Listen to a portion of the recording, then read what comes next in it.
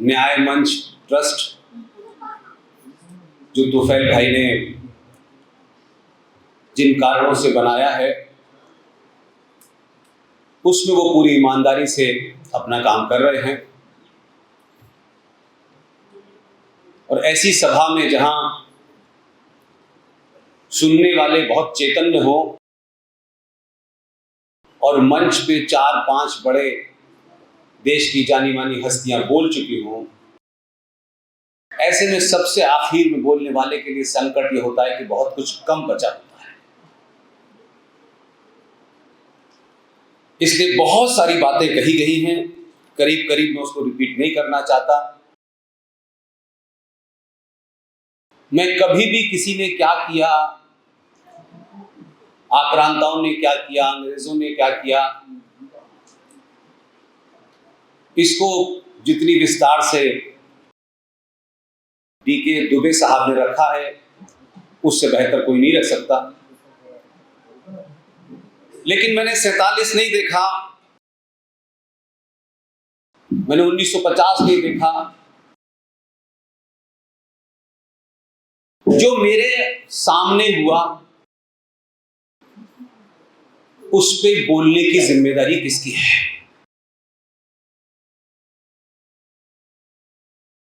हम सब कुछ शत्रु ने किया, मैकॉले ने किया, मौलाना आजाद ने किया, तो हमने क्या किया?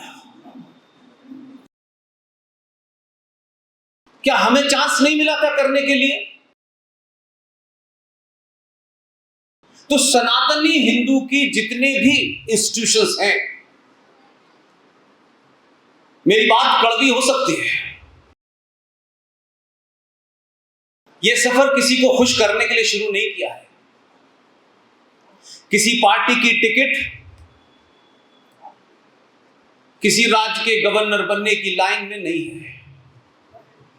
ऐसी भाषा बोल करके सत्ता कभी नहीं मिलती है। इसलिए सत्ता में जाने से अच्छा है कि सत्ता में जाने के बाद भी उसी झूठे संविधान की शपथ लेकर के झूठ ही बोलना है, तो सत्ता के बाहर रह के सच बोलो।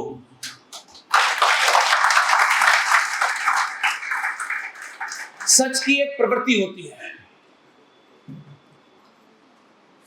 सच कितना भी गहरा दबा दिया जाए, कितने भी लंबे कालखंड तक वो सच दबा रहे, एक ना एक दिन वो सच पूरी ताकत से बाहर निकलता है। हमारा दौर इसलिए सबसे बेहतरीन दौर है कि हम इस दौर में कुछ कुछ सच को उजागर करने की उस प्रक्रिया में अपनी छोटी सी भूमिका निभाने का हमें मौका मिला है। इसलिए ये गोल्डन पीरियड है सनातनी हिंदू सभ्यता के अगर हिसाब से देखें और भारत देश के हिसाब से देखें, इससे ज्यादा गोल्डन पीरियड नहीं आने वाला। और मैं बार बार फिर कह रहा हूं कि किसी सत्ता के परिवर्तन के कारण बिल्कुल नहीं कह रहा, बिल्कुल नहीं कह रहा। मुझे ऐसा लगता है कि जो विषय आपने रखा है, राष्ट्र की समस्या और समाधान, पहले तो यह तय हो जाए राष्ट्र है क्या, राष्ट्र किसे कहते हैं। क्योंकि मैं जिस थ्योरी से बातचीत करना चाहता हूं उसमें भावनाएं कम हैं, फैक्ट ज्यादा है। हमको यही नहीं पता कि देश और राष्ट्र में फर्क क्या होता है। देश कोई सरकार चलाती है, कोई पार्लियामेंट चलाती है, कोई जुडिशरी चलाती है। देश एक भूमि का टुकड़ा होता है। उस भूमि के टुकड़े पे जितने भी इंस्टीट्यूशन हैं, सब सरकार द्वारा तनख्वाह लेते हैं। फौज हो, पुलिस हो, जुडिशरी हो, पढ़ाना लिखना हो, स्कूल हो, कॉलेज हो, सब सरकारी नौकर हैं। अब सरकार जिन नियमों से चल रही है वो नियम इस सरकार ने तो बनाए नहीं है। दुबे जी जिस संविधान की बात बार बार कह रहे हैं वो संविधान तो 1935 के ब्रिटिश ऑफ इंडिया एक्ट की फोटोकॉपी है। उसमें समय समय पर अपने स्वार्थों के हिसाब से कुछ लोगों ने तरमीम जरूर की। तो संविधान देश चलाने के लिए, राष्ट्र चलाने के लिए नहीं है। इसलिए कि राष्ट्र जो है वो किसी बाउंड्री, किसी सीमा, किसी सरहद का मोहताज नहीं होता। हम दुनिया के पहले ऐसे देश हैं जहां देश की सरकार राष्ट्र चला रही है और 82 से 85 करोड़ हिंदू ये चाहता है कि सरकार मंदिर बनाएगी तो हम मंदिर में जाएंगे। यानी ये उल्टा खेल मैं भारत में देखता हूं। मंदिर चलाने की भूमिका पुजारी की है। मंदिर कब खुलेगा, कब नहीं खुलेगा, कब पूजा होगी, कैसे पूजा होगी, किस विधान से होगी, इसकी अंतिम कड़ी शंकराचार्य है। हमारे 4 शंकराचार्यों की बात होती है। जब समाज को झूठ बोलने और झूठ सुनने की बीमारी हो जाती है, जब समाज को हर बात के लिए अनुमोदन की मजबूरी हो जाती, किसी से अनुमोदन मिल जाए कि हम ईमानदार हैं, किसी से अनुमोदन मिल जाए हम बहुत अच्छे हैं, तब समझ लीजिए कि समाज सड़ने लगा है। हम इतने लालची और बीमार हो चुके हैं अंदर से कि आज ये समझने लगे कि सत्ता का परिवर्तन ही सब कुछ है।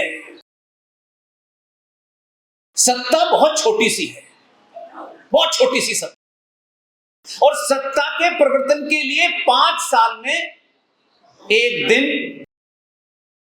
दिन का 1 घंटा, 1 घंटे की 1 मिनट और 1 मिनट के 30 सेकंड चाहिए होते हैं। 5 साल में जो समाज विदेशी आक्रांताओं से, कभी गोरे आए, कुछ गाड़ी में आए, कुछ ऊंट पे आए, सभी आते रहे। हाँ, इन 5 सालों में दिन भर आप ब्राह्मण हैं, ठाकुर हैं, बनिया हैं, अगड़ा हैं, पिछड़ा हैं, यादव हैं, सब कुछ है। इसमें होने में बुराई भी नहीं है। लेकिन लगातार अब 47 के बाद के भारत को भी देखें तो इस जनरेशन ने बहुत सारी ऐसी चीजें देखी हैं जो उससे वो सहमत नहीं है। हमारी गिनती ज्यादा है, उसके बावजूद भी हम 5 साल में जब वोट देने जाते हैं तो 30 सेकंड के लिए सनातनी नहीं बनते, तब भी हम ब्राह्मण, यादव, ठाकुर बन के ही वोट देते हैं। और इसमें कोई पैसे नहीं लगने, इसमें कोई ज्ञान नहीं है। भाई ठीक है, आपको यादव में शादी करनी है, ब्राह्मण में शादी करनी है, जो भी करना है वो आपका निजी मामला है, उसमें स्टेट को कोई दखल नहीं देना चाहिए। लेकिन जब 5 साल में 30 सेकंड के लिए हिंदू नहीं बने तो फिर हिंदू होने का ढिंडोरा क्यों पीट रहे हो?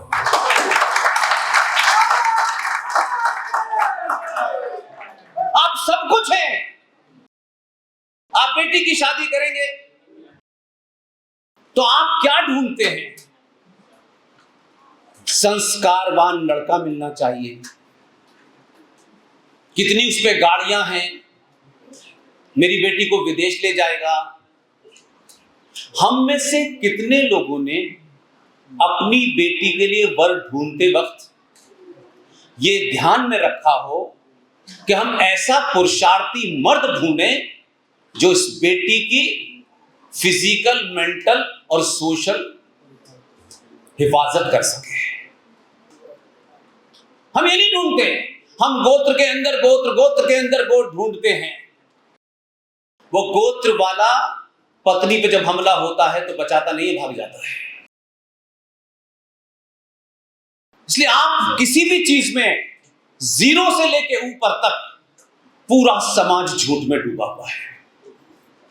और रोज इन कहानियों को सुनाएगा, आज सूटकेस में मिली है, आज फ्रिज में मिली है, आज हम दिल्ली से यहां गए, हम कानपुर से वहां चले गए। ये सबको पता है।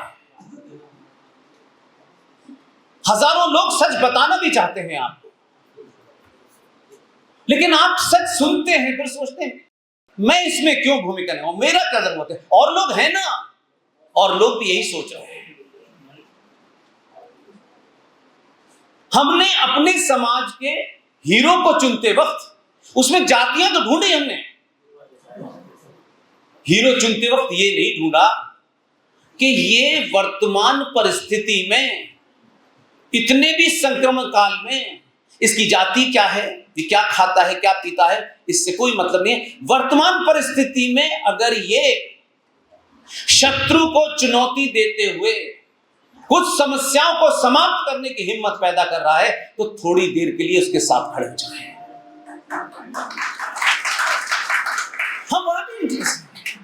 हम ये चाहते हैं एक राजा आए, राजा सब कुछ कर दे, लेकिन हम दूध में यूरिया मिला के बेचे क्योंकि ज्यादा पैसे कमाने हैं। तब हमको ध्यान नहीं आता कि ये दूध कौन पिएगा, ये दाल कौन खाएगा, ये चावल कौन खाएगा। ये सीमेंट में बालू मिला करके बिल्डिंग बनाने वाले नहीं सोचते, क्या कहते कि इसमें रहने वाला सनातनी हिंदू है वो मारा जाएगा। हम हिंदू क्यों होना चाहते हैं कि अब आपके सामने रास्ता नहीं बचा, आप सब कुछ हो गए, जो सच है उसके साथ नहीं खड़ा होना चाहते, आप उससे भी दाएं बाएं बचना चाहते हैं। जो काम मंदिर में बैठे हुए पंडित जी का था वो भी नहीं करना चाहते। जिन्होंने कहा हमने संन्यास ले लिया है जीवन से और गेरुए वस्त्र धारण करें, वो एमएलए की टिकट लेने की लाइन में लगे हैं। इतने सारे हमारे यहां साधु संत हैं, हजारों लाखों की गिनती में होंगे। आप सब जानते हैं, डीके भाई ने बताया कि मैं अलीगढ़ मुस्लिम विश्वविद्यालय में पैदा हुआ, लेकिन मेरे देखने का तरीका दूसरा है। पालघर में साधु मर जाएं, कुछ लोग टेलीविजन पे आकर के साधुओं के मरने का बदला लेते हैं। जिनके पास समाज की कोई जिम्मेदारी नहीं है, सिर्फ संन्यास लेने के बाद उन्हें कुछ सच बोलने की जिम्मेदारी है, वो भी झूठ बोलने पे तुले हुए हैं। अभी कुंभ होने वाला है, मैंने सुना है। कुंभ में इस बात के लिए झगड़ा होता है और तलवारें निकलती हैं कि पहले कौन सा गुट आएगा, इस पे तलवारें निकलती हैं। ये तलवारें और समय पे क्यों नहीं निकलती? इसलिए सबसे बड़ी चुनौती सनातनी हिंदू के साथ है कि वो सच बोलने से डरने लगा है। और हम में से मैं कम से कम कोई ऐसी बात नहीं कहने वाला कि आपको ये करना है। आप एक बार अपने मन में सच बोलिए और जो बोल रहे हैं उसे दोहराइए। सुबह से शाम तक ये ज्ञान बांटा जाता है कि मृत्यु निश्चित है? मृत्यु निश्चित है कि नहीं है? बोलिए हाँ या ना। निश्चित है ना? तो मरने से डर क्यों लगता है? अगर मृत्यु आनी है तो कहां आएगी, कैसे आएगी, इसकी चिंता नहीं करनी, और मरना है तो फिर जीना सीखो। ये मर मर के जी रहे हैं, यहां से भाग गए, वहां समझौता हुआ, यहां बेटी दे दी है, वहां लड़का भाग गया है, वहां चले गए। जो लोग मर मर के जीना चाहते हैं उनसे मेरी विनती है वो आज ही मर जाए, ताकि एक चैप्टर तो क्लोज हो जाए। हम जिंदा हैं, किस बात के लिए जिंदा हैं? आप एक भीड़ हैं, भीड़। हर कोई आता है, आप ही की बोली लगाता है, क्योंकि आप भीड़ हैं।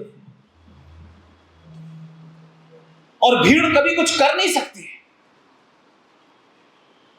इसलिए उस भीड़ की बोली आपकी मार्केट में लग रही है। कोई शर्मा जी और वर्मा जी और ठाकुर साहब अगर एक दूसरे की कोई छोटी मोटी बुराई कर दें, कोई हल्की बात कह दें, तो 3 दिन तक नींद नहीं आती कि मेरी शान में गुस्ताखी हो गई है, ठाकुर साहब ने ऐसे कैसे बोला। हम तो बड़े रईस लोग हैं, हम तो बहुत महान लोग हैं भाई, हमारे बारे में ऐसा बोल दिया। आपका दिन 4-5 दिन इसी में निकल जाएंगे कि यार मेरे बारे में इतनी हल्की बात कैसे बोल दी। लेकिन पूरा समाज यहां खड़े होकर के इस्लाम की बात, मुसलमान की बात हम सब कर सकते हैं।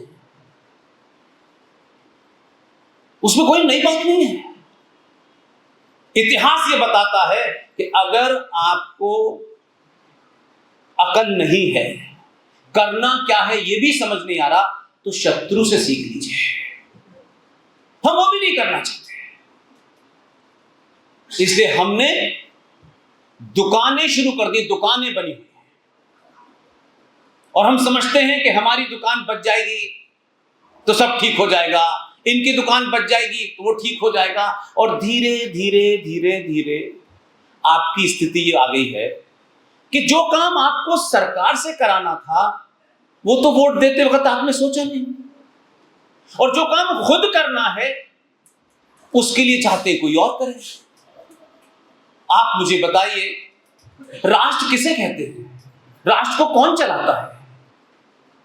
राष्ट्र आपकी भावनाओं से, सरोकारों से, परंपरा से, सभ्यता पे, साहित्य से, संस्कारों से चलता है, और राष्ट्र की सर्वोच्च पद है जो हमारे 4 शंकराचार्य हैं। लेकिन इस देश में सरकारें तय करती हैं कि मंदिर अब बंद हो जाना चाहिए। सरकार आनी जानी है, सरकार का काम संविधान से देश चलाना है, जुडिशरी को चलाना है, पुलिस को चलाना है, फौज को चलाना है। मेरे मंदिर के अंदर अगर कोई भी ऊंच नीच होगी उसमें सिर्फ शंकराचार्य की बात मानूंगा। लेकिन इस देश में 4 शंकराचार्य की जगह 12 शंकराचार्य हैं, इसमें भी मुसलमान जिम्मेदार है क्या? ये भी सरकार तय करे, क्योंकि कमाल की बात है, राष्ट्र सबसे बड़ा होता है, अनंत होता है, उसकी कोई सीमा नहीं होती। राष्ट्र सरकार के सामने गिड़गिड़ा रहा है, और सरकार द्वारा स्थापित उस न्याय व्यवस्था के एक जज से ये कह रहा है कि ये वाला नकली शंकराचार्य है, मैं असली शंकराचार्य हूं। इससे बड़ी गिरावट क्या हो सकती है? आपको जाना क्यों पड़ा कोर्ट में? ये नकली और असली का, शंकराचार्य भी नकली असली कर रखा है आपने, तो कौन सी जगह यकीन मानी जाए? आपका कथावाचक जिसको राम का पुरुषार्थ बताना है, राम का जीवन बताना है, कैसे राम का जीवन था, राम ने ये किया, ये किया, ये किया, कृष्ण ये, वो भी ये कह रहा है, राम की कथा सुनाएंगे, राम भगवान ऐसे थे, राम ने ये किया, वो किया, बड़े आदर्शवादी थे, सब कुछ किया। लेकिन कितनी चुपचाप से, किसके द्वारा बिके हुए और खरीदे हुए लोग हैं कि जहां से भारतीय सनातनी समाज के आज के युवा को अपने उस आइडियल राम में जब पुरुषार्थ का समय आया तो स्टोरी बदल दी पूरी। क्योंकि मां बहनों को बिठाओ, कथा करो और भावुक भावुक बातें करो, भगवान राम को वनवास हो गया, ऐसी मार्मिक भाषा में बात करेंगे, लोग बेचारी मां बहनें सुनने जाती, उन्होंने यकायक उनसे कहा आपको राज नहीं, आपको जंगल जाना है। राम प्रभु जो थे वो जा रहे थे, उनके पैर में छाले थे, मां सीता की आंखों में आंसू थे, जैसे ये जो कथावाचक देख ही रहे थे।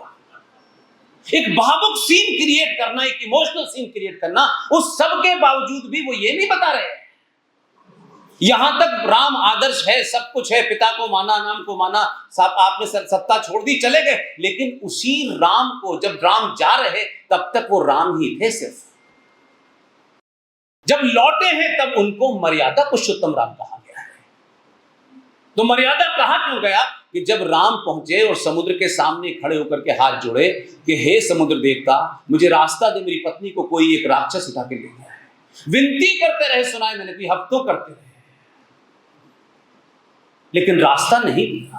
लेकिन वही राम जो आदर्शवादी थे, जब घर से निकले थे तो अटैची भर के कपड़े लेके नहीं निकले थे कि शिमला में ठंड पड़ेगी। तब उनके शरीर पर 2 कपड़े थे और धनुष बाण था। ये उनको पता था कि जंगल में पागल भी मिलेंगे और जिहादी भी मिलेंगे और वो यही भाषा समझेंगे।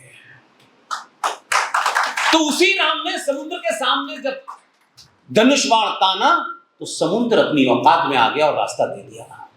दुनिया ऐसे चलती है, ठोड़ियों में हाथ डालने से नहीं चलती है। इसके 2 रुपए किलो चावल, बिजली का बिल, पानी का बिल, कुछ भी दे दो, वोट ले लो, जो सबसे आसान काम है। कभी देखा आपने किसी पॉलिटिकल पार्टी को वो किसी मुसलमान से, क्रिश्चियन से ये वादा करे कि तुम हमें ये दे दो, हम तुम्हें ये देंगे? वो भले ही अनपढ़ हो, जाहिल हो, आपकी निगाह में आपको लगता है आप बहुत पढ़े लिखे हैं, उसका कोई मतलब नहीं है। पढ़े लिखे होना और ज्ञानी होना दो अलग अलग बातें हैं। जितनी समस्या डी के भाई ने यहां से बताई है वो उन्हीं कारण से है। उनका एजेंडा आज का नहीं, बहुत पहले का है। वो झूठ भी बोल रहे हैं, वो फ्रॉड भी फैला रहे हैं, लेकिन आप में उनको कहने की हिम्मत नहीं है, क्योंकि आप अपने ही शास्त्रों को अलग अलग अंदाज में पढ़ते हो।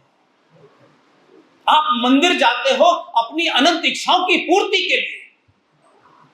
अगर इस मंदिर में आपकी मनोकामना पूरी नहीं हुई तो उस मंदिर में, उसमें नहीं तो उस मंदिर में, फिर वो जो हमारे बैठे हुए चांद मियां फिर वहां चले गए।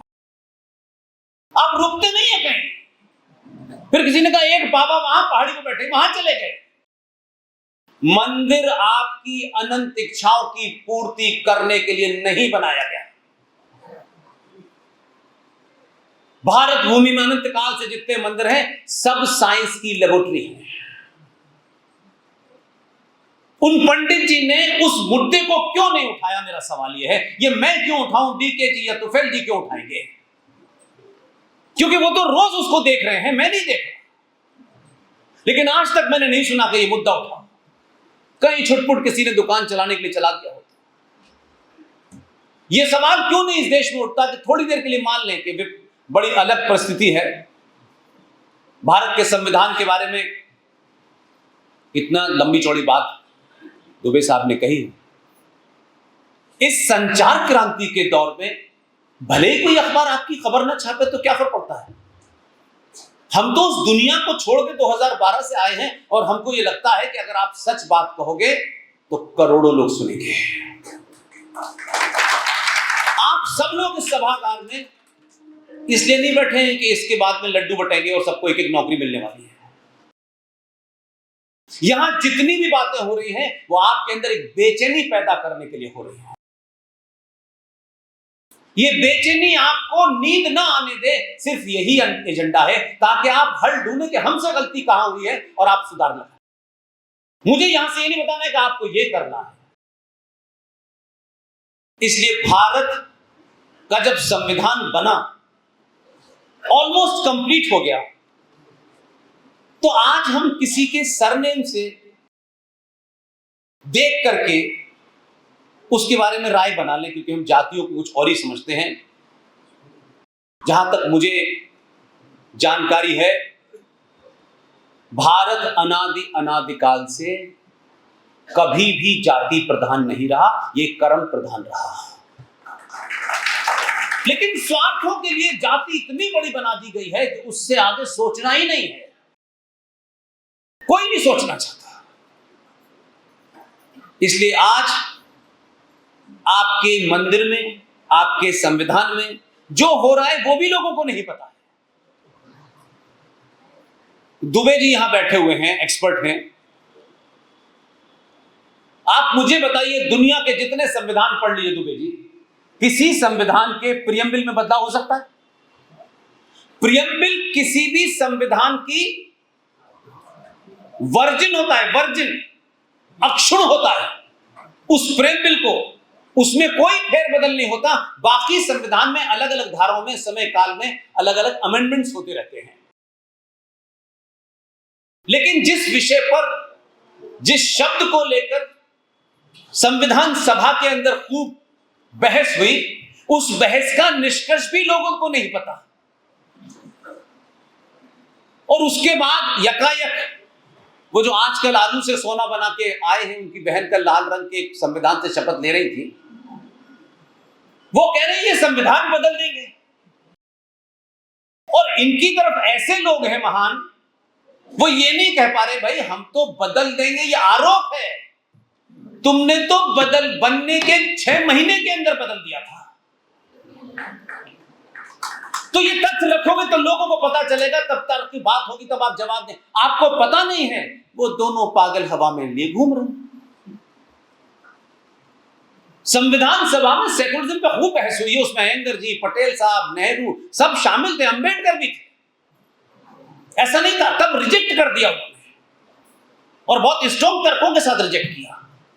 तो जिन लोगों ने संविधान के सभा ने किसी चीज के ऊपर निष्कर्ष में न पहुंच के उसे समाप्त कर दिया हो।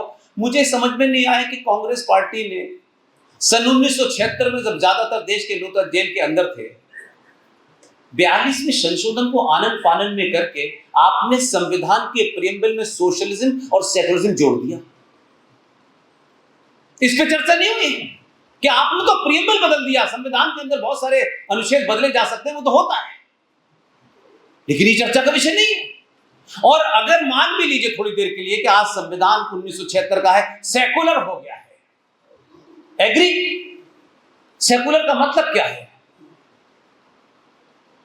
संविधान सेकुलर हो सकता है, समाज सेकुलर नहीं हो सकता।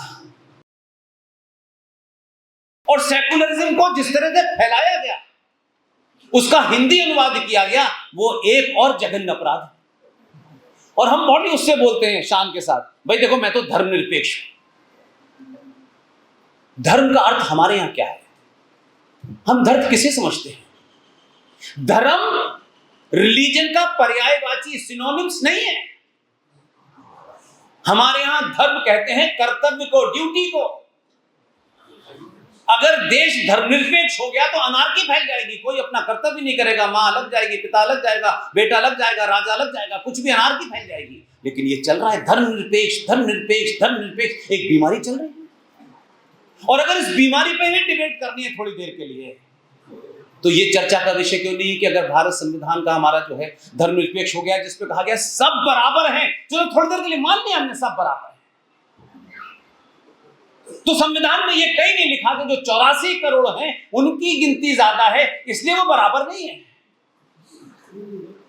और संविधान धर्मनिरपेक्ष है और सब बराबर हैं, तो माइनॉरिटी मिनिस्ट्री क्यों है, माइनॉरिटी कमीशन क्यों है, सच्चर कमीशन क्यों है, मुस्लिम वर्ल्ड बोर्ड क्यों है, मुस्लिम एजुकेशन बोर्ड क्यों है?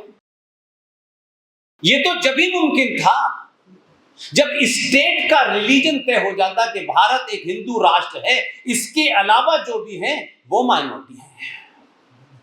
लेकिन भारत का तो देश का कोई धर्म तय नहीं हुआ, स्टेट का तो कोई रिलीजन नहीं है। जब स्टेट का रिलीजन नहीं है और सब बराबर हैं, तो फिर ये तमाम दुकानें क्यों खुली हुई हैं? इन दुकानों का मतलब क्या है? और ये भी चल रही है। और इसके साथ साथ आपने भारत की संसद में अनेकों चीज ऐसी कर दी हैं जो संविधान से ज्यादा जिनको तरजीह दी जा रही है। ये चर्चा का विषय क्यों नहीं है आपके बीच में? आप उसको उठाना नहीं चाहते, उठाइए तब जाकर के कुछ होगा। इसलिए अंबेडकर ने न सिर्फ धर्मनिरपेक्षता के ऊपर जो डिबेट की, उसके बाद एक बड़ा काम हुआ। और देखिए मैं बार बार फिर कह रहा हूं, इसे आप हिंदू मुसलमान का जब रंग देंगे, आपस में दे लीजिए रहने के लिए, जब आप हिंदू मुसलमान का रंग देंगे, तो जो बात दुबे साहब कह रहे हैं कि जिस पीढ़ी को आपको इंटरेक्ट करना है, वो पीढ़ी पहले से ही इतना कचरा भरा हुआ है। वो जो अंग्रेजी स्कूल में आपको पढ़ाने की जो बीमारी हो गई है कि जब तक आपका बच्चा फेंस फिडेलिस में नहीं जाएगा तब तक तो वो कुछ होएगी। तो वो जो कचरा भरा हुआ है, इस संक्रमण काल में वो 20 साल का बच्चा और 20 साल की बेटी, जब आप उससे इंटरेक्ट करेंगे ना, तो वो आपकी बात क्यों नहीं सुनती है? क्योंकि आपके बताने का लहजा ही कुछ और है, अंदाज ही कुछ और है। हम बड़े हैं ना, बता रहे हैं तुमको, वो नहीं सुनने वाला सर, वो दौर चला गया। जब बेटा बेटी अपनी प्रॉब्लम को लेके बाप के पास जाते थे कि बताइए कि बर्किना फासो की राजधानी कौन है, और पिताजी बता देते थे। अब उसको पिताजी की जरूरत ही नहीं है संचार क्रांति में। जब जरूरत है पिज्जा मंगाने के लिए एटीएम कार्ड चाहिए, नहीं तो वो नहीं जाना चाहती आपके पास। उसके पास इतनी इंफॉर्मेशन है। तब आप अपनी बात को करेक्ट बताइए। सिर्फ भारत माता की जय करने से जय नहीं होने वाली, बिल्कुल नहीं होने वाली। यह आपका एक इमोशन है, एक्सप्रेशन है, आप इससे खुश रह सकते हैं। उस बच्चे को आपसे को इंटरेक्ट करना है, उसको सच बताना है, उसको फैक्ट बता देना है। बस वो फैक्ट हो सकता है कि मुझे अच्छा लगे या ना लगे, मैं ये सोच के सच तय नहीं करूंगा कि ये मेरे हक में है, मेरे हक में नहीं है। सच बताएं। हम किसी विषय पे उसको एजुकेट ही नहीं कर रहे। और जिन्होंने एजुकेशन देखी नहीं है, जो 1400 साल पहले ऊंट की पीठ पे खड़े होकर खजूर तोड़ रहे थे, वो देश चला रहे हैं। कभी इसका तुलनात्मक अध्ययन किया है? क्या वजह है कि सक्सेसिव सरकारें आती हैं और पंचर पुत्र को सबसे पहले तरजीह देती हैं? कोई तो बीमारी होगी ना हमारे अंदर, उस बीमारी को समझने की कोशिश कीजिए। वक्फ बोर्ड की बड़ी चर्चा है, बड़ा आजकल देश में हंगामा मचा हुआ है वक्फ बोर्ड को लेकर के। ऐसे ऐसे महान लोग हैं, हम जैसे साधारण से लोगों के पास 50 से 60 रोज आ जाते हैं, मोदी जी से बात करिए कि ये कानून हटवाएं। मैंने कहा मैं कल ही जाके बात करूंगा। लोगों को लगता है कि सब काम राजा को करना है। भाई वो जो कर रहा है उसे करने दो। जो सम परिस्थितियां हैं, जो सत्ता को चलाना नहीं जानते हैं, जो समझते हैं सिर्फ सब कुछ ऐसे ही हो जाता है, ऐसा होता नहीं है। आप सोचिए कि आपने कितने लंबे समय के बाद अपनों पे विश्वास किया है। अब आप चाहते हैं कि 700-800 साल की बीमारी रातों रात ठीक हो जाए और हमें 2 रुपए किलो चावल सस्ता मिलता रहे। ये नहीं होगा, बिल्कुल नहीं होगा। आप राम मंदिर बन गया, बहुत खुश, बन गया, बन गया, दूसरा तो नहीं, तुम्हें हरा देंगे यहां पे। क्या चाहते हैं हम बहुत सारे कानून की बात कर रहे हैं। हम इसी संसद में, अपनी आंखों से मैंने देखा, इसी संसद में ऐसा जघन्य कानून बना, लेकिन किस में देश ने, लोगों ने जागृति पैदा की, भैया ये भी कानून बना है, ये अंग्रेजों ने नहीं बनाया, ये मुसलमानों ने नहीं बनाया, ये शुद्ध हिंदुओं ने बनाया। अब हिंदू में कहें ये वाला हिंदू ऐसा है, वो वाला हिंदू ऐसा है, माफ कीजिए, no I don't agree with this. आपके मंदिरों के ऊपर 1991 में एक खामोशी के साथ समझौते के तहत, जिसको पब्लिक में नहीं लाया गया, तय हो गया था कि 6 दिसंबर को क्या होगा। उसमें वो लोग भी शामिल थे जिन्हें आज आप बुरा कह सकते हैं। मैं किसी पार्टी से बंधा नहीं, इसलिए मैं आज भी कहता हूं, इस 70 सालों में अगर कोई भी आदमी को मैं ये कहूं कि वो रियल चाणक्य था, उसका नाम है पीवी नरसिम्हा राव। अगर आप पार्टी के चश्मे से देखेंगे तो सच नहीं बोल पाएंगे। 91 में एक कानून के समझौता किया इसीलिए कि हम 92 कर सकें।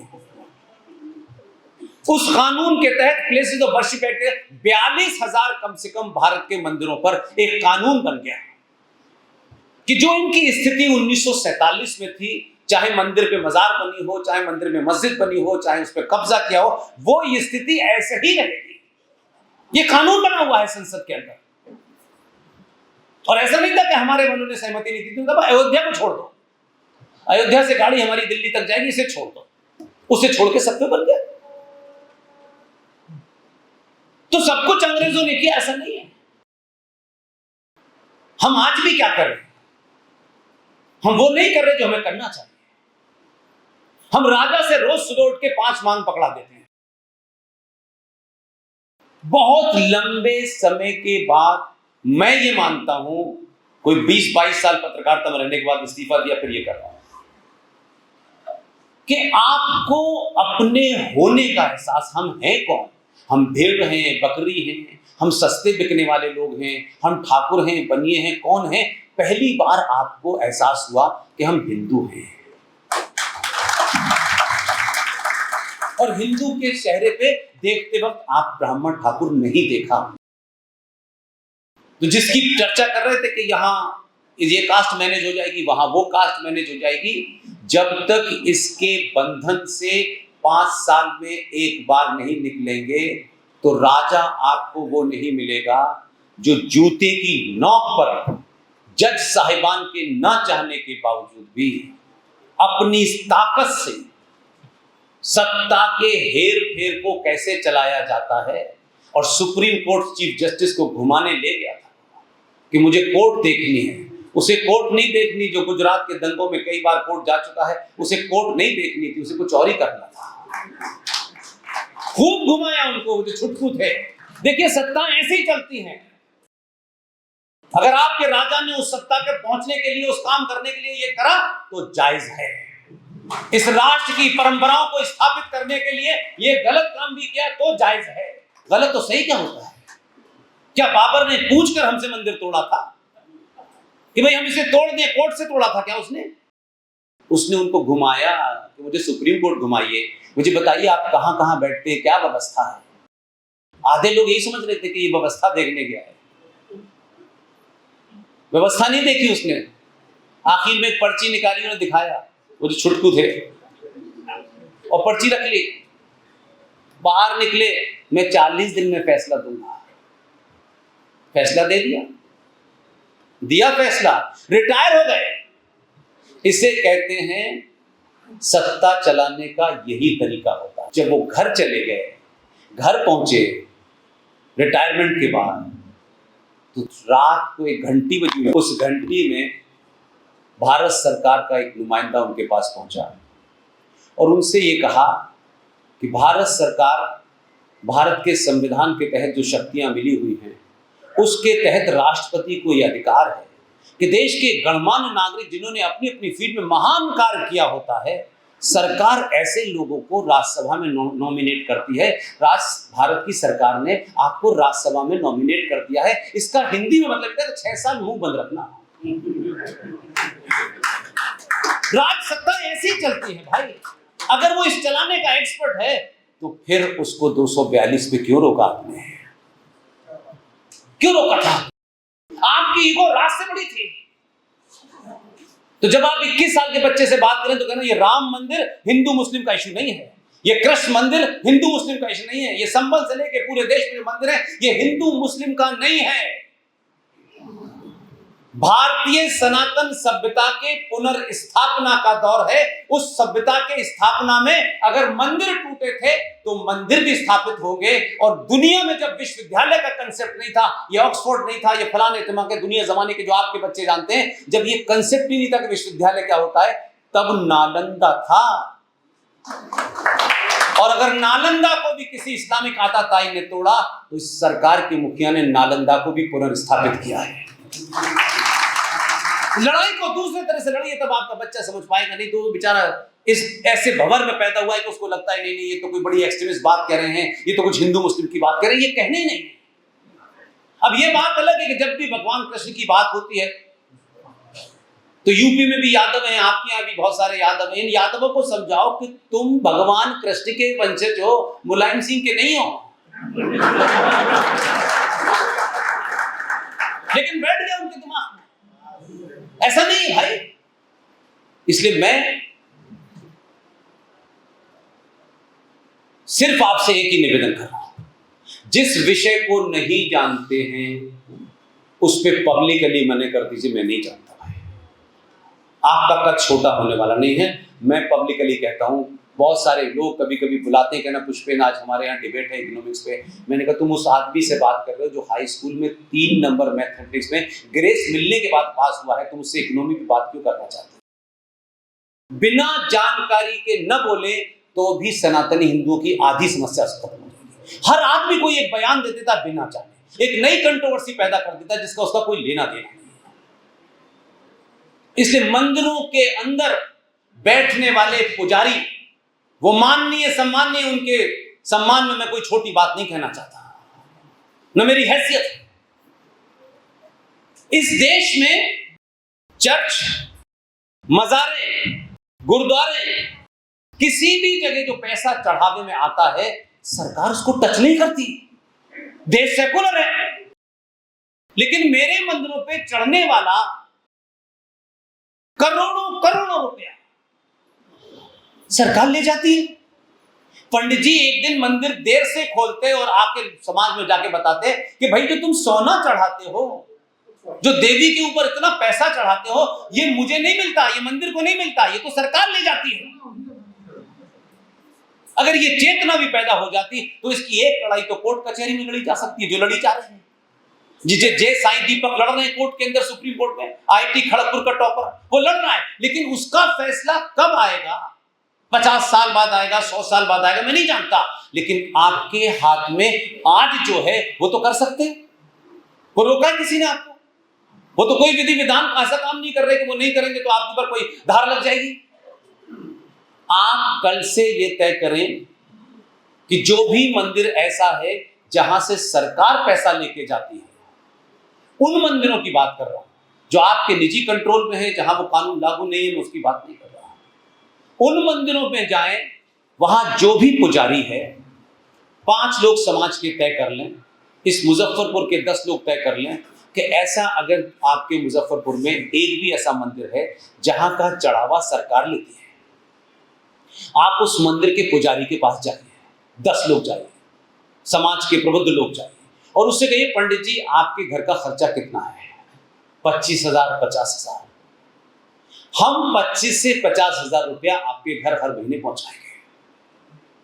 लेकिन इस मंदिर पे किलो किलो जो सोना चढ़ रहा है, वो जो भी आए उसे चढ़ाने से मना करिए, क्योंकि ये सोना, इस सोने से जो योजनाएं चल रही है, राजस्थान की सरकार ने अपनी विधानसभा में जवाब दिया है, बिल्कुल साफ है, कहीं छुपा हुआ नहीं है। राजस्थान में एक मंदिर है नाथ द्वारा, उसमें 85 करोड़ रुपया आता है सालाना। एक बेटी जो नई नई वहां विधानसभा में गई है, उसके माध्यम से सवाल पूछवाया कि भाई ये पैसा जो आता है कितना आता है और कितना इस पे मंदिर पे खर्च होता है।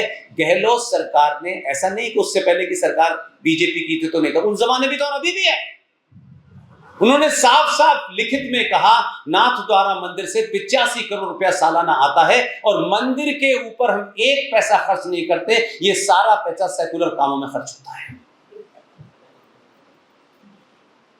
इस पे आंदोलन करते आप तो मालूम है क्या होता? ये इश्यू बनता तो क्या पता होता, 370 से ज्यादा बड़ा इश्यू है।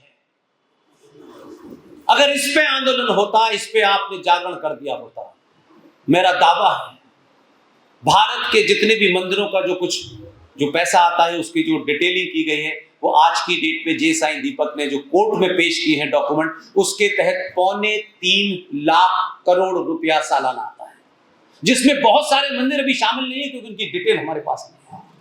अगर थोड़ी देर के लिए मान लीजिए कि ये 2.25 लाख करोड़ रुपया जो मंदिरों का है, अगर इस समाज में से 20 लोग, 50 लोग, वो कौन होंगे कौन नहीं होंगे, आई एम नॉट इंटरेस्टेड, अपने समाज में से 25-10 ईमानदार लोगों को बना करके आपको ये ट्रस्ट बना देते हैं, मेरा दावा है ना दलित का और ना ब्राह्मण का, ना कोई बेटी ना कोई बेटा बिना स्कॉलरशिप के नहीं रहता। लेकिन ये लड़ाई आपके हाथ में है तो कम वहां तक तो लड़िए जब सुप्रीम कोर्ट फैसला देगा तब देगा। लेकिन हम मंदिर जा रहे हैं, सोना चढ़ा रहे हैं, ये चढ़ा रहे हैं, पता ही नहीं है कि जो आपको सर तन से जुदा कर रहे हैं उन्हीं के पास जा रहा है। कोई पूछना नहीं चाहता इन बातों को। अरे लड़ाई बहुत बड़ी है, ठीक है, भारत हिंदू राष्ट्र होगा, हो भी जाएगा, तो क्या रातों रात हमारी मक्कारी खत्म हो जाएगी? हमारे झूठ बोलने का चरित्र बदल जाएगा क्या? हम चरित्र से तो वही है ना, वो नहीं होने वाला। हिंदू राष्ट्र होने से आप क्या कर लेंगे मुझे बताइए? जब हिंदू राष्ट्र नहीं है, सेकुलर राष्ट्र है, तब तो ये देश संवैधानिक दृष्टि से जो पिछले 70 सालों में कुकर्म हुआ है, भारत के अंदर हिंदू 9वें 10वें दर्जे का नागरिक है। इन पे चर्चा नहीं होती, वक्फ बोर्ड की चर्चा होती है। दुबे भाई ने वक्फ बोर्ड के बारे में बताया। वक्फ बोर्ड के बारे में जब बहस हो रही थी 2013 में,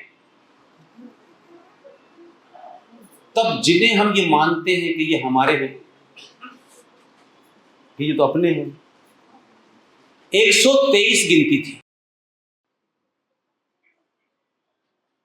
और छोटे भाई का पजामा, बड़े भाई का कुर्ता जो थे, उनकी गिनती उस समय ना के बराबर थी। पूरी पार्लियामेंट में 15-16 मुश्किल से मुसलमान थे, लेकिन वक्फ बोर्ड के फेवर में 208 वोट पड़े। कौन थे वो डकैत? हिंदू ही थे ना, इस पार्टी को उस पार्टी को, इसमें कोई मतलब नहीं। किसको गाली देंगे आप? किसको जिम्मेदार ठहराएंगे? आपके संविधान ने, आपकी चुप्पी ने, आपके लालच ने, आपके अगड़े पिछड़े ने इस देश को इस्लामिक स्टेट बना दिया है। ये all practical purposes Islamic state है। आप सिर्फ कानूनों का विरोध करिए, फिर हटाने के लिए 4 बार सरकार लाइए। उन्होंने कभी इस देश में नहीं सोचा कि हम एक ऐसी सरकार बनाएंगे जिसमें 300 मुसलमान आएंगे, तब हम इस देश को इस्लामिक बनाएंगे। मैंने कहा कि जिस तरफ मैं आपको ले जाना चाहता हूं, वो 1400 साल से उसी तरफ खड़े हुए हैं, क्योंकि मेरी ट्रेनिंग, मेरी शिक्षा दीक्षा, मेरी सोच वही है, इसलिए मैं आप पे ज्यादा फोकस करता हूं। जिस दिन समाज सोच लेगा, सत्ता घुटनों के बल आपके काम करेगी। एक बार अपनी सामूहिक शक्ति का प्रदर्शन तो कीजिए भाई। इसलिए मैंने कहा 5 साल में अगर एक बार भी सामूहिक शक्ति का प्रदर्शन करेंगे, मैं कतई मानने को तैयार नहीं हूं आज ये बिल आ गया, आज वो बिल आ गया, ये सारे बिल में घुस जाएंगे। आप ये बार बार अब ये सरकार आएगी, अच्छा अब ये वाला भेजो, अभी से क्या हो रहा, अब योगी को भेजो। एक से दिल भर गया इतनी जल्दी? कुछ तो करने दो उसको। बच्चे पिताजी से 10 डिमांड करते हैं, पिताजी सालों साल नहीं कर पाते, तो पिता बदल देते हो क्या? इतनी जल्दी चाहते हो सब कुछ? 700 साल के चद्दर तान के सो रहे थे तब तो दुनिया भर के ज्ञान बांट रहे थे भैया। क्योंकि हम सच बोल से इसलिए घबराते हैं, पता नहीं क्या होगा। इसलिए एक जो मुझे तकलीफ देता है, कोई सभा मेरी ऐसी नहीं है कि जिसमें नहीं बोला हूं। और मैं सच बता रहा हूं, पता नहीं कुछ लोग क्या सोचते होंगे। मैं अपने मरने से पहले इस कुंठा में, इस कॉम्प्लेक्स में नहीं मरना चाहता कि जो भी कुछ मेरे पास ताकत थी, बोलने की ताकत थी, ना रुपए की है, ना पैसे की, ना सत्ता की, मेरे पास कोई ताकत नहीं है। बोलने से तो मुझे कोई नहीं रोक सकता। मैं मरने से पहले अपना नाम उनमें नहीं लिखाना चाहता। बड़े बड़े हिंदूवादी हैं, बड़े एक चौराहे पे हर बड़ा हिंदूवादी खड़ा है, हर घर में पिता मां बच्चे से कहे सच बोल लो बेटा, सच बोलना चाहिए। हम कितने मक्कार हैं। इस देश की एक बेटी ने, पढ़ी लिखी बेटी ने, दिल्ली विश्वविद्यालय के कॉलेज यूनिवर्सिटी की पूर्व अध्यक्ष ने, सुप्रीम कोर्ट में काम करने वाली उस बेटी नुपुर शर्मा ने सच बोला। सच बोलने से पूरे देश के हिंदू इतने डर गए कि उन्होंने अपनी जबान तालू से ऊपर नीचे नहीं चढ़ाई, कहीं हमारी गर्दन न कट जाए। ऐसे कायर समाज में रहने से फायदा क्या है? वो बेटी आज, उसका कोई किराम नहीं है। ये दो कम से कम तुफैल साहब ये बतलाएंगे कि उसके अंदर क्या लिखा हुआ है। सूरा नंबर 9 आयत नंबर 5 ये फरमाती है कि जो तुम्हारे अल्लाह और अल्लाह के रसूल पर यकीन न लाए, विश्वास न लाए, उसका कत्ल वाजिब है, उसका कत्ल जस्टिफाई है। उसने वो बोल दिया टेलीविजन पे। ये 82 करोड़ हिंदू समाज उस बेटी के लिए एक लाइन नहीं बोल पा रहा, इतना डरा हुआ समाज है। आपको हिंदू राष्ट्र कोई देगा? यह है चरित्र हमारा, इतना डरे मरने से। और सुबह शाम ज्ञान, मृत्यु आनी है, उसकी चिंता क्यों करनी है? घुसे जा रहे हो बिल में, अपनी बेटी के साथ नहीं खड़े हो पाए, एक पढ़ी लिखी समझदार बेटी के साथ नहीं खड़े हो पाए। कोई बेटा बेटी बोलेगा सच? आपको पैसे लगते थे, चंदा मांगा था किसी ने आपसे कि बोलने का चंदा लगेगा आपके ऊपर? किसी देश के अंदर इतने किसी कथावाचक थे, किसी ने कहा देखो जो भी कुछ है, लेकिन उसने किताब को कोट करके कहा है, अक्षरशः सही कहा है। जामा मस्जिद पे जम्मू की सड़कों पे लोगों ने तलवार लेके सर तन से जुदा का नारा लगाया है। और इस देश की नपुंसक कोर्ट, क्योंकि वो भी आप ही के यहां से गई है, कोर्ट में खड़ी होकर कोर्ट में बहस कर रही है। कोर्ट का चीफ जस्टिस कहता है नुपुर शर्मा तुम्हारे कारण देश का माहौल खराब हो गया है। जो हेट स्पीच का बयान बांटती है, नुपुर शर्मा ने कहा सच वो हेट स्पीच है, और 5 बार खड़े होकर के अल्लाह की अजान देते हो, ला इलाहा इल्लल्लाह मोहम्मद रसूलुल्लाह। क्या तुम कहते हो अल्लाह के सिवा किसी दूसरे की पूजा नहीं हो सकती? ये हेट स्पीच है कि नहीं है? बोला कोई? ताली बजाने से कुछ नहीं होने वाला है। हम किसी से कुछ मांगने नहीं आए हैं।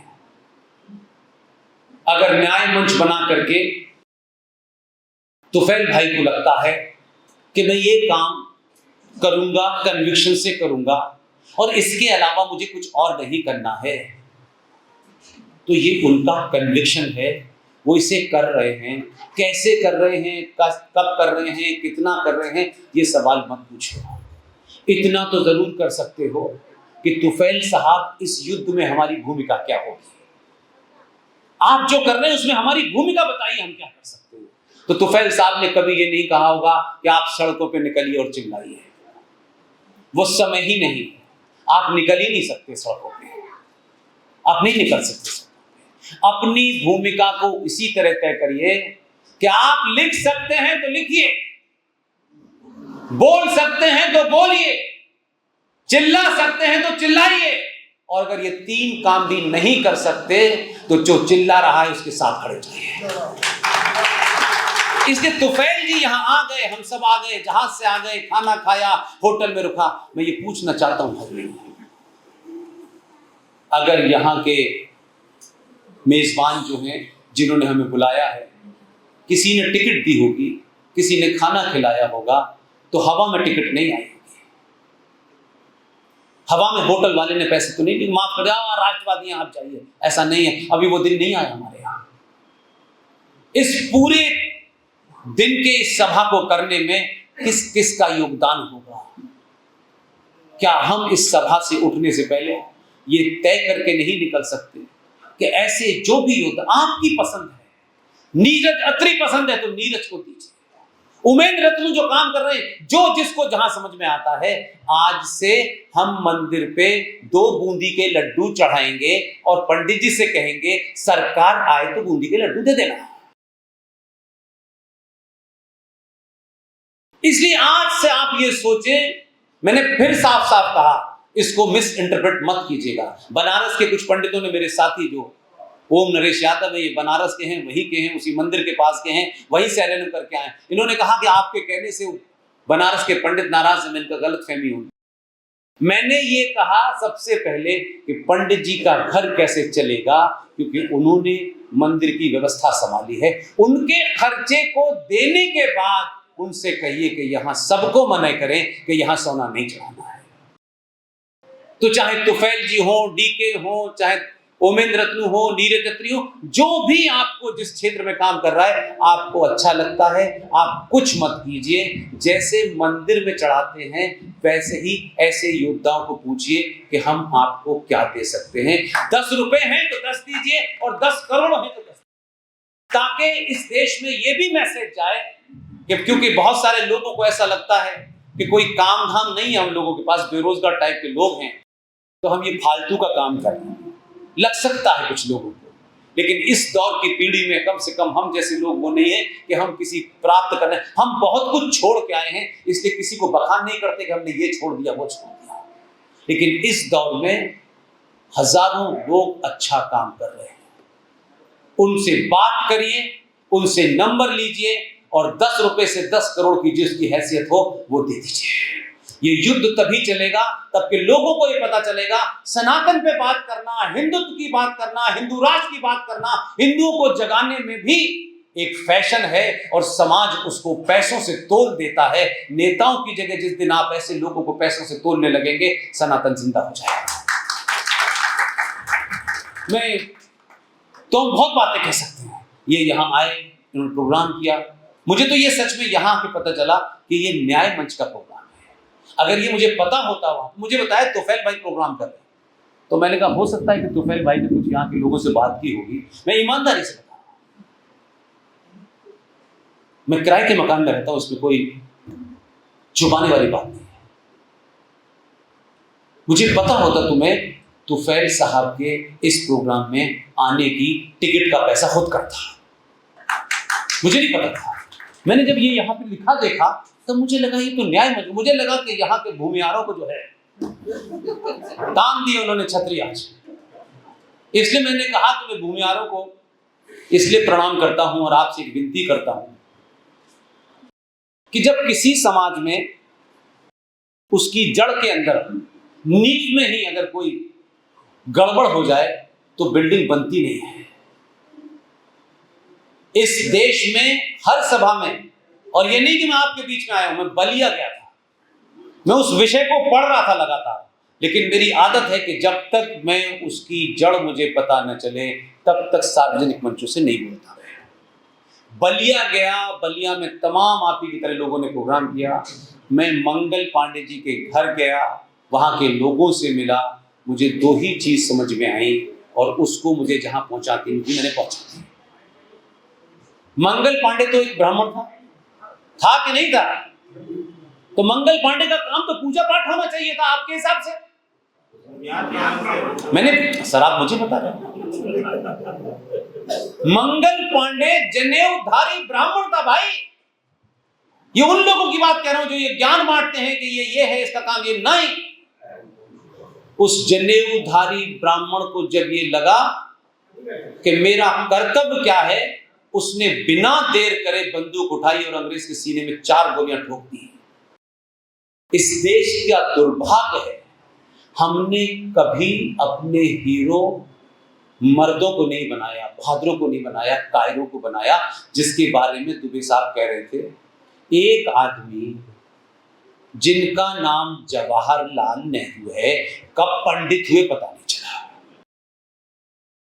उन जो आपकी जड़ बता रहा हूं, ये बिल्डिंग गिरेगी, हमारे सामने गिरे हमको नहीं पता, लेकिन गिरेगी इतना पूरा विश्वास है। जो बिल्डिंग 1947, 1946 और 1946 और 1947 और 1948 तक जिसकी जड़ में मट्ठा डाला गया है, जो आदमी, उन कांग्रेसियों को आप धन्यवाद दीजिए कि जब जनवरी और मार्च के अंदर कैबिनेट मिशन भारत में आया, तो कैबिनेट मिशन प्लान ने साफ साफ गांधी के कान में बताया कि हम शीघ्र ही सत्ता का हस्तांतरण करने वाले हैं। साथ में ये राइडर लगाया कि हम कांग्रेस को और कांग्रेस में जवाहर को सत्ता देंगे। 1940 में अध्यक्ष बने, ये जो आपके झारखंड की राजधानी रांची से आगे एक जगह है रामगढ़, वहां के अधिवेशन में मौलाना अबुल कलाम आजाद को अध्यक्ष बनाया गया। 1940 से लेकर 46 तक वो अध्यक्ष रहे कांग्रेस पार्टी के, इसलिए रातों रात फिर उनको हटाया गया और नए अध्यक्ष का चुनाव, क्योंकि वो अंकल सैम कान में कह गए थे हमारे पिताजी के। और फिर क्या हुआ कि साहब जो कांग्रेस पार्टी के अध्यक्ष के लिए कैंडिडेट मांगे गए, वो कांग्रेसी कितने महान थे, मैं उनको सैल्यूट कर दूं। मुझे तो यहां भी पता चला कि आचार्य जेबी कृपलानी का यहां से रिश्ता है, यहां पैदा हुए थे वो, तो जरूर यही भूमिहारों की संगत ने उन्हें बिगाड़ा है। आचार्य जेबी कृपलानी इतना बड़ा काम करके गए हैं जो कर नहीं सकता है। सबसे नजदीक थे गांधी जी के, सारे कुकर्मों के वो थे गवाह। उस समय जब चुनाव की घोषणा हुई तो कांग्रेस पार्टी के विद्वानों ने कांग्रेस पार्टी के अध्यक्ष पद के लिए फूलवाले चचा को कैंडिडेट नहीं बनाया। तब पिताजी गए सीडब्ल्यूसी में और कहा कि नेहरू मेरी पहली पसंद है, और फिर उनका नाम डाला गया अध्यक्ष पद के लिए। लेकिन उससे भी महान कांग्रेसी वो थे कि जब चुनाव हुआ 15 वोट पड़े, 1 वोट पट्टाभी सीतारमन को मिला, 2 वोट नोटा में गए, 12 के 12 वोट सरदार पटेल को मिले, नेहरू को नहीं मिले। उनसे बड़ा कोई हो सकता है कि कांग्रेस में रहते हुए वो नेहरू को जानते थे। लेकिन बदकिस्मती देखिए कि इस देश में जिसे राष्ट्रपिता कहा जाता है, अगर मेरा पिता कल पता चले कि मेरे पिता ने बड़ी रिश्वत खाई थी या कोई बहुत गलत काम किया था, मैं जीवन भर उसकी कभी इज्जत नहीं कर पाऊंगा। लेकिन जिस राष्ट्रपिता ने इस देश के अंदर 2 बड़े जघन्य अपराध किए, नेहरू को पहले कैंडिडेट बनाने के लिए सीडब्ल्यूसी पे जोर डाला, और फिर जब उस कांग्रेस ने नेहरू को अध्यक्ष नहीं बनाया तो 12 वोट मिलने वाले को आपने प्रधानमंत्री नहीं बनाया, और जिसे 1 भी नहीं मिला उसे प्रधानमंत्री बना दिया। तो भाई साहब ये कहते हैं कि ईवीएम रिग हो गई थी। अब इस देश की जड़ में ईवीएम रिग हो चुकी है बहुत पहले।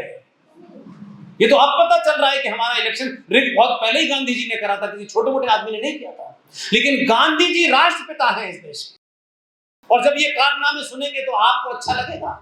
मैं आज भी कहता हूं, मैं आपके सामने नहीं कह रहा, मैं बलिया से निकलने के बाद पिछले 7-8 साल से मैं अपनी बात कहता रहूंगा, किसको सुनना है नहीं मुझे नहीं पता। अगर इस देश का राष्ट्रपिता मंगल पांडे होता तो ये देश कायम नहीं बनता। उसने सही काम किया। ये दलाली करने वाले इस देश के अंदर सत्ता पर बैठ गए। ब्रिटिश साम्राज्य का आखिरी viceroy, last viceroy for British India कमाल क्या है, लोग आपके मुंह पे थूकते होंगे, हमारे मुंह पे थूकते होंगे कि यार कैसे पागल लोग हैं, क्या बकवास करते हैं। हम आज भी कह रहे हैं 15 अगस्त 1947 को आजाद हुआ है देश। 14 अगस्त 1947 तक जो आदमी ब्रिटिश साम्राज्य का लास्ट वाइसरॉय था, 15 अगस्त 1947 को आजाद भारत का वो पहला गवर्नर जनरल बन गया। हमसे ज्यादा वो जो है ना पड़ोस में, जैसे हम दिन भर गाली दे के खुश रहते हैं, उनके यहां भी गया था। गांधी ने, चचा ने कहा कि नहीं तुम भी इसको अपना गवर्नर जनरल बनाओ। उन्होंने 2 मोटी मोटी गालियां दी और कहा इसको हम क्यों बनाएंगे। उन्होंने अपना पहला गवर्नर जनरल अली मोहम्मद जिन्ना को बनाया। हमसे ज्यादा अच्छा चल रहा है, शत्रु है अपनी जगह, एक आध अपराध नहीं किया, लगातार अपराध किए। इसलिए एक और डिबेट हमने चलाई थी इस देश में। हम नहीं जानते, हमको कोई गलतफहमी नहीं है कि ये सब कुछ हमारे कारण हुआ होगा, लेकिन हम इस खुश होते जरूर हैं कि समाज में सही बात रखोगे, लोगों को पता चलेगी, तो जरूर कोई ना कोई कभी ना कभी किसी के कान में जाएगी। इसलिए मैंने कहा कि सत्ता से बाहर रह करके बहुत कुछ कहना बहुत आसान है और बहुत अच्छा है, सत्ता में जाने के बाद बहुत हाथ बन जाते हैं। इसलिए राजा के पास सब अक्लमंद होंगे ऐसा नहीं है, वहां भी महामूर्ख हैं। इसलिए राजा तक अपनी बात कहने के लिए आज की संचार क्रांति का इस्तेमाल कीजिए। जब संविधान बन चुका, कंप्लीट हो चुका, तो आप ही के इसी जगह के यहाँ डॉक्टर राजेंद्र प्रसाद पढ़े हैं आपके यहाँ, मैंने सुना यही रहते। लेकिन डॉक्टर राजेंद्र प्रसाद को लोग जानते हैं कि वो देश के राष्ट्रपति थे। डॉक्टर राजेंद्र प्रसाद और अंबेडकर, जितनी बार हम नाम ले सकते हैं उतना कम है, और ये घटना इसी सफर में हुई है, इसलिए उसको बार बार बोलता हूं। बहुत लोगों ने कहा आप रिपीट करते हैं, मैंने कहा हर जगह नए लोग। मैं बार बार उस भाव को इसलिए पैदा करना चाहता हूं, आप अपने हीरो को चुनना सीखिए। डॉक्टर राजेंद्र प्रसाद और अंबेडकर दोनों लोगों में एक मंत्रणा हुई, और मंत्रणा ये हुई कि जो संविधान है, इस संविधान के पहले पृष्ठ पर डीके साहब यही लिखा है, इंडिया दैट इज भारत। पहले पृष्ठ की पहली लाइन है इंडिया दैट इज भारत। अगर आपके मन में आग लगी हुई है, अगर आप सच में अपने स्वार्थों से उठ के कुछ बड़ा अगले 500 साल के लिए, 1000 साल के लिए करना चाहते हो, तो जब समय मिले तो मेरा तेरा अगड़ा पिछड़ा नहीं सोचना है, करके चले जाइएगा। मेरा आज भी मानना है इतने लंबे कालखंड के बाद वो लोग जिंदा हो गए। अंबेडकर और डॉक्टर राजेंद्र प्रसाद के बीच की बातचीत, संविधान बन गया।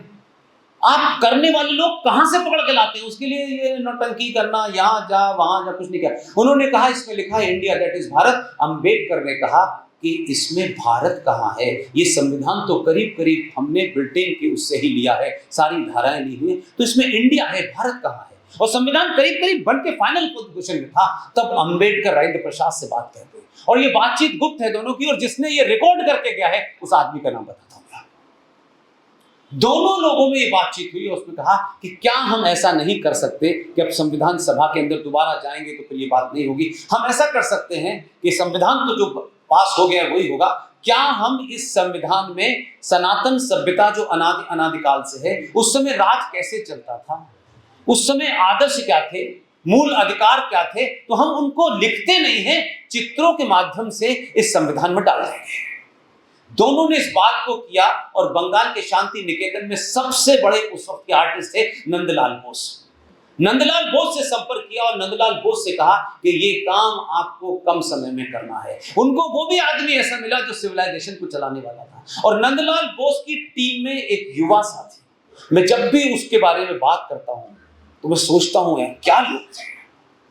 हम 1% भी नहीं, एक 22 साल का लड़का जो नंदलाल बोस का सबसे प्रिय था, सबसे बेहतरीन आर्टिस्ट था, उसको चित्र दिए बनाने के लिए उसने चित्र बनाए। 22 चित्र जो ओरिजिनल संविधान में लगे हैं, उसमें 16 चित्र राम विभोर सिन्हा साहब के हैं। मैं दूसरी बात बताना चाहता हूं, चित्र चले गए, प्रिंट होने गए, चचा को कुछ पता चला, चचा पहुंच गए प्रेस, ये घटना रिकॉर्डेड है। चचा ने उस संविधान के हर एक चैप्टर पर एक तस्वीर लगी हुई है। लेकिन उनको लगा कि ये कुछ ज्यादा हो जाएगा, तो आप सोचिए कि इन दोनों ने ये सोचा होगा, मैं ऐसा मानता हूं डॉक्टर राजेंद्र प्रसाद अम्बेडकर ने, कि रायता फैला दो, कुछ होगा तो थोड़ा बहुत देख लेंगे, लेकिन अभी तो कर दो। दो सिर्फ चैप्टर ऐसे हैं जहां चचा ने बाकायदा रुकवा करके दो जगह, दो चैप्टर पर एक साथ दो दो तस्वीरें हैं, जिसमें रानी लक्ष्मीबाई के साथ में चचा के रिश्तेदार अकबर की तस्वीर है और एक जगह टीपू सुल्तान की तस्वीर है। और वो चित्र छप गए, चले गए, संविधान बन गया। 6 महीने बाद चित्र हट गए चित्र हट गए ना, उसकी कॉपी रखी हुई है। लेकिन संविधान के उस 22 साल के लड़के का जिक्र करना इसलिए जरूरी है, जब सब कुछ हो गया तो डॉक्टर राजेंद्र प्रसाद ने उस बच्चे से पूछा, जिसकी उम्र उस समय 22 साल थी, 2007 में उनकी डेथ हुई है। उन्होंने कहा कि तुम इसका मेहनताना नहीं लोगे? क्या कद्दावर लोग थे भाई। वो 22 साल के लड़के से हम आज की तुलना तो नहीं करना चाहिए हमें। उनसे पूछा तो उसने कहा कि नहीं, मुझे कोई मेहनताना नहीं चाहिए। मैं चाहता हूं कि आप मेरा नाम संविधान के हर पेज के नीचे लिखते हैं। डॉक्टर राजेंद्र प्रसाद ने इसकी भी सहमति दे दी। अब आप इस वार्तालाप को सुने, मैं वर्बेटम सुनाने की कोशिश कर रहा हूं, तो सोचिए कि उस लड़के ने कैसे धीरे धीरे देश के राष्ट्रपति से बात कर रहा है, एक 22 साल का बच्चा, उसने कैसे डॉक्टर राजेंद्र प्रसाद को वहां ले गया जहां उसका प्लान होगा, मैं ऐसा मानता हूं। उन्होंने कहा हम सब पन्नों पे नाम लिख देंगे। जब वो हामी भरती तो बोला किसी पन्ने पे मेरा नाम मत लिखिए। उन्होंने कहा तुम क्या चाहते हो? तो संविधान का जो प्रियम्बल है, जो पहला पेज है जिसमें वी द पीपल दिस, उसके चारों तरफ एक आउटलाइन बनी हुई है, उसमें सिंह है, उसमें मोर है, उसमें हाथी है, ऐसे करके उसने कहा कि इस पन्ने की इस लाइन में सिर्फ मेरे नाम का राम लिख दीजिए। वो राम लिख गया उसमें। उस 22 साल के बच्चे से सोचिए कि वो तो चला गया, हम सब भी चले जाएंगे, लोग राम को याद रखेंगे, राम मनोहर को भूल जाएंगे। वो संविधान भारत की संसद में है। एक बार सरकार ने कुछ छपवाए थे, उसकी बड़ी और छोटी कॉपी दोनों मेरे पास है। लेकिन संविधान से वो चित्र उड़ गए, क्योंकि वो तो पेट में दर्द कर रहे थे कि उसमें मां सीता थी, लक्ष्मण थी, उसमें राम थे, उसमें कृष्ण थे, छत्रपति शिवाजी थे, उसमें बोस साहब थे, उसमें तो सब आपके हीरो थे। उसे हटा दिया, वो संविधान नहीं बना। इसलिए मैं फिर कह रहा हूं कि सनातन सभ्यता के पुनर्स्थापना के दौर में जो मेरी इस सभ्यता की स्थापना के पड़ाव हैं, मेरे लिए उससे ज्यादा सरकार कुछ है नहीं। वो किसको क्या करेगी, कौन सा कानून लाएगी, वो लाती रहे, मेरा इंटरेस्ट नहीं है। इसी देश के आपके राजा ने इस बात को पूरे तरीके से जब स्टडी कर लिया, जब वो जो बंगाल, मध्य प्रदेश की जो जबलपुर शहर है जहां वो परिवार रहता है, जब उन्होंने ठोंक पीट के कर लिया, तब एक दिन संसद की नई बिल्डिंग बनने के बाद पुरानी बिल्डिंग से नई संसद में आने के लिए सारे एमपीओ को एक झोला बांटा गया।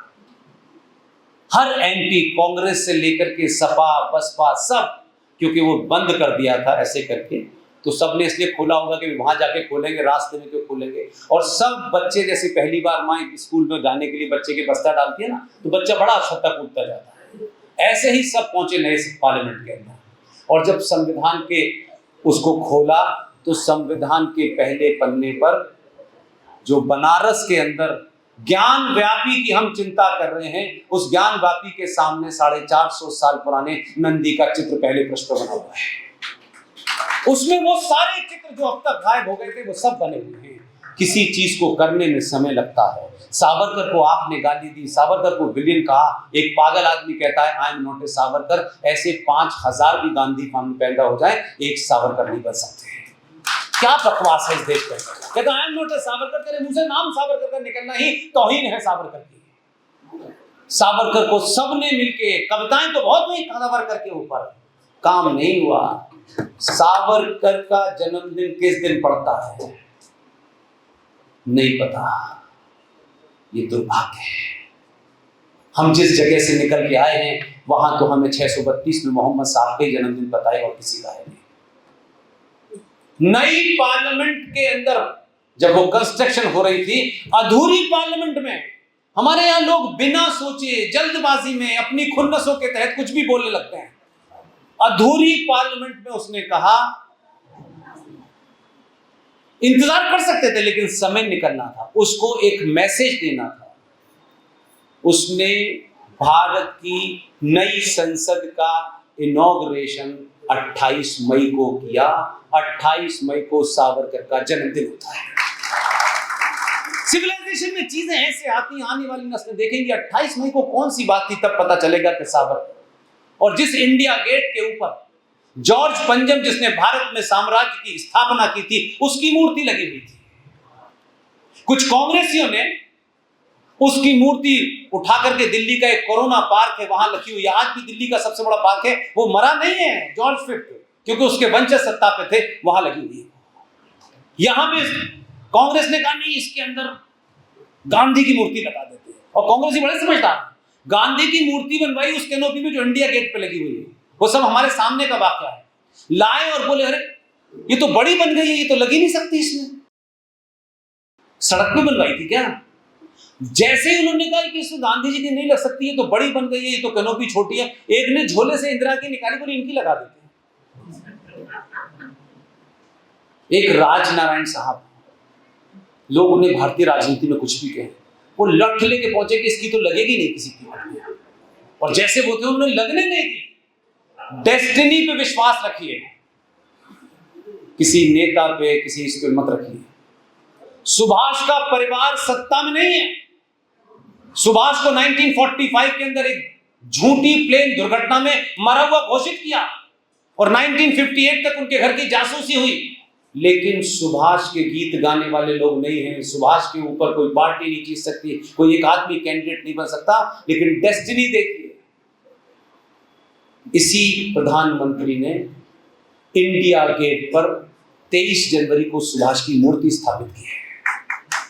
अब आप कह सकते हैं कि ये मूर्ति क्या है, लेकिन यही मूर्ति आने वाली नस्लें, जब हम आप नहीं रहेंगे तो ये बच्चे पूछेंगे ये कौन है, तब सुभाष की कहानी बताई जाएगी।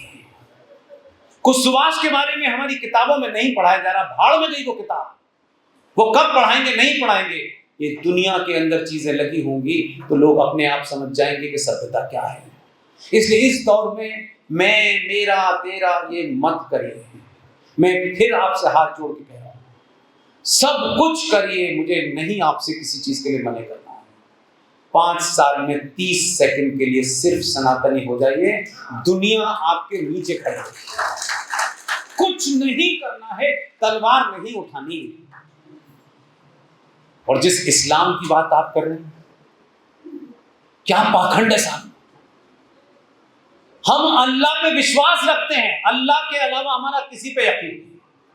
यही जुमला है उनका सुबह से लेकर शाम तक, यही 5 बार चिल्लाते हैं, यही कहते हैं कमाल हमसे करें।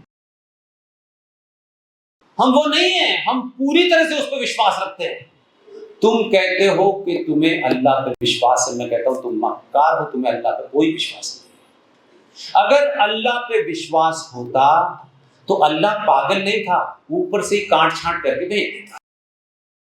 अल्लाह ने तुम्हें ठीक ठाक भेजा था, तुमने काट पीट नीचे आके कहा अब हम मुसलमान हो। बताओ, मुझे बताओ, अल्लाह की बनाई हुई उस मखलूक में छेड़खानी किसने की? हमने तो की नहीं। आप मुझे बताइए मैं गलत कह रहा हूं? पूरे विश्वास करो ना, पर ये कैसे? अल्लाह में भूल गया था, कैंची नहीं थी क्या? और आपने उन्हें कपड़ा काटने की चीज पकड़ा दी, उन्हें कुछ काट रहा था, उन्हें कुछ और काट दिया। अल्लाह पे विश्वास, हमें अल्लाह पे विश्वास है। वो कहते हैं कि अल्लाह की मर्जी से पत्ता नहीं हिलता, हम भी करें नहीं हिलता, हम कहां मने कर रहे हैं? हमने कहां कहा कि अल्लाह की मर्जी से पत्ता नहीं हिलता?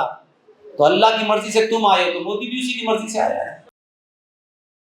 क्योंकि कुरान मजीद एक जगह जाके फरमाता है कि ए मेरे मानने वालों, जो तुम मुझ पे यकीन रखते हो, तुम्हें मैं दुनिया में भेज रहा हूं, इस जमीन पे भेज रहा हूं, तुम्हें मेरी बताए हुए रास्ते पे चलना है। वो साफ साफ फरमा रहे हैं, और मेरे बताए रास्ते से अगर तुम थोड़ा भी हटे तो मैं इसी जमीन पर ऐसे लोग भेजूंगा जो तुम्हें रास्ते पे ले आएंगे। सिर्फ डेट नहीं बताई थी उन्होंने कि वो 24 अक्टूबर को 14 में आएगा।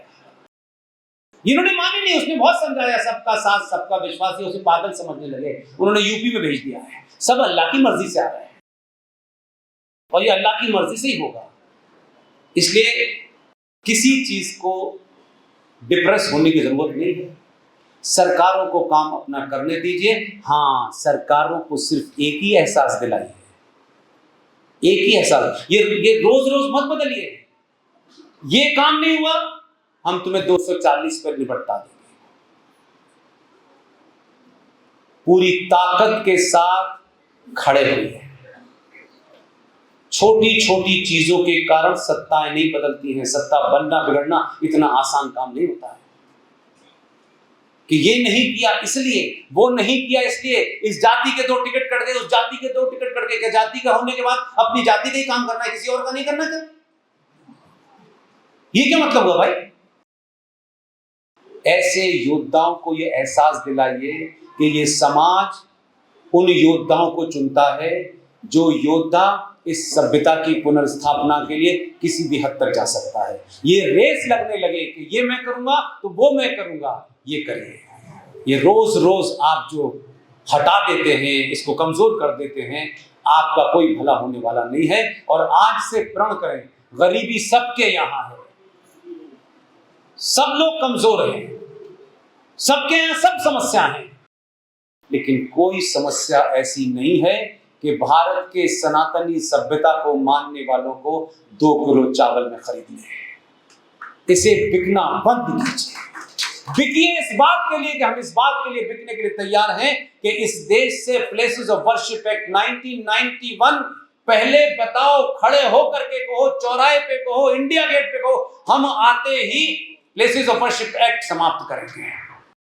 ऐसी चीजों पे बिकिए। 2 रुपए किलो चावल, आटा, दाल पे मत बिकिए। ये समय दोबारा नहीं आने वाला है। ये देश इस्लामिक स्टेट बन चुका है। ये संविधान कूड़ा की कॉपी बन चुकी है। इसमें इतनी बार रेप हो चुका है कि ये संविधान नहीं रहा है। इसकी मूल भावना समाप्त हो चुकी है। संसद में ऐसे ऐसे दलाल आपने भेजे हैं कि वो कुछ होने नहीं देंगे, क्योंकि उनके तार कहीं से मिले हुए हैं। अभी समय है, कम से कम गिनती की ताकत आपके पास है। ये ताकत धीरे धीरे कम हो रही है। ये यादव है, ये ठाकुर है, ये बनिए हैं, कुछ भी करते रहिए, लेकिन मां तो सबकी एक है। मां नहीं बदली जा सकती। इसलिए बहुत बहुत धन्यवाद। Thank you very much.